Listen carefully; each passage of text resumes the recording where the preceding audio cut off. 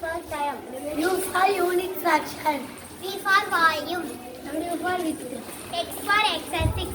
Y for y6. Z for zero.